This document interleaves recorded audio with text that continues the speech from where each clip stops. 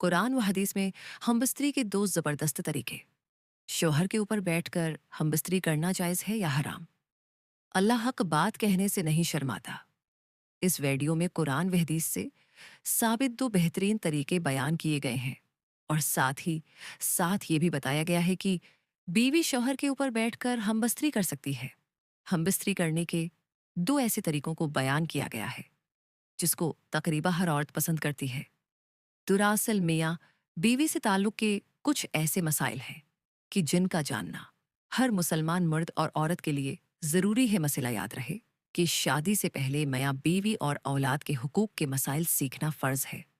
हदीस शरीफ में आता है कि जिस तरह हराम सोहबत पर सज़ा है, इसी तरह जायज़ सोहबत पर नेकियां हैं। हज़रत सैयदना जुनीद बगदादी रहमता फरमाते हैं कि इंसान को जमा की ऐसी ही ज़रूरत है जैसे गज़ा की, क्योंकि बीवी के तहारत का सबब है। जब शौहर अपनी बीवी से हमबस्तरी यानी मुबाशरत का इरादा करे और बिलखसूस शादी की पहली रात और उसके बाद भी, तो शौहर को चाहिए कि इन आदाब और तरीका कार के मुताबिक अमल करें। इंशाअल्लाह शैतान की मदाखलत से महफूज रहेंगे और नेक सालेह औलाद पैदा होगी। मगर याद रहे कि सित्र खोलने से पहले हमबस्तरी की दुआ पढ़ें, हमबस्तरी की दुआ पढ़े और सबसे बेहतर है कि जब कमरे में दाखिल हो तभी बिस्मिल्लाह शरीफ पढ़कर दायां कदम अंदर दाखिल करे। अगर हमेशा ऐसा ही करता रहेगा तो शैतान कमरे से बाहर ही ठहर जाएगा, वरना वो भी आपके साथ शरीक होगा। नाजरीन, औरत के अंदर मर्द के मुकाबले सुगुना ज्यादा शहवत है, मगर इस पर हया को मुसल्लत कर दिया गया है। तो अगर मर्द जल्दी फारिग हो जाए तो फौर अपनी बीवी से जदा ना हो, बल्कि कुछ देर ठहरे फिर अलग हो। फतावी रज़विया। जमा के वक्त किसी और का तसव्वुर करना भी ज़िना है और सख्त गुनाह है। जमा के लिए कोई वक्त मुकर्रर नहीं। हाँ, बस इतना ख्याल रहे कि नमाज फौत ना होने पाए, क्योंकि बीवी से भी नमाज रोज़े आतिकाफ हैज़ व नफाज और नमाज के ऐसे वक्त में सोहबत करना कि नमाज निकल जाए हराम है। फतावी रज़विया। मर्द व औरत को एक दूसरे का सित्र यानी शर्मगाह देखना और छूना जायज़ है, मगर हुक्म यही है कि मकाम मखसूस यानी शर्मगाह की तरफ न देखा जाए। उससे नसियान यानी हाफजा कमज़ोर होने का मर्ज लाहिक होता है और निगाह भी कमज़ोर हो जाती है।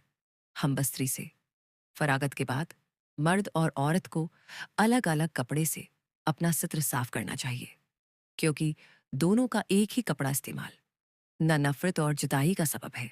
हमबस्तरी से एहतिलाम इंजाल यानी मनी खारिज होने के बाद या दूसरी मर्तबा सोहबत करना चाहता है, तब भी सित्र यानी शर्मगाहें लाजमी धो लें, कुछ वक्फा देकर वजू कर लें, वरना होने वाले बच्चे को बीमारी का खतरा है। जमा, मुबाशरत या हमबस्तरी के कुछ देर बाद यानी कम आधा घंटा बाद गसल कर लें। इसमें सेहत व तंदुरुस्ती भी है और मुड़ते वक्त हज़रत सैयदना जब्राइल अलैहिस्सलाम की ज़ियारत भी नसीब होगी।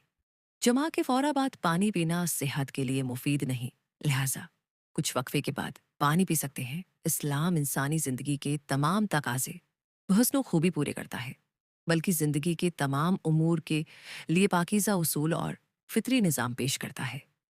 अल्लाह ताली हक बात कहने से नहीं शर्माता, इसलिए हमें अपने पैगंबर के जरिए जिंदगी की हर छोटी से छोटी और बड़ी से बड़ी बात बता दी। निकाह और बीवी से जमा शर्मगाह की हफाजत के साथ अफजाइश नस्ल का सबब है। फिर अल्लाह इतनी बड़ी बात कैसे नहीं बतलाता। ये भी हमें बतला दिया कि पैदाइश के बाद जब कोई जवानी की दहलीज पर कदम रखता है तो उसे फितरी सुकून हासिल करने के लिए शरीक हयात की ज़रूरत पेश आती है। इस्लाम ने शरीक हयात बनाने के लिए निकाह का पाकीज़ा निज़ाम पेश किया है।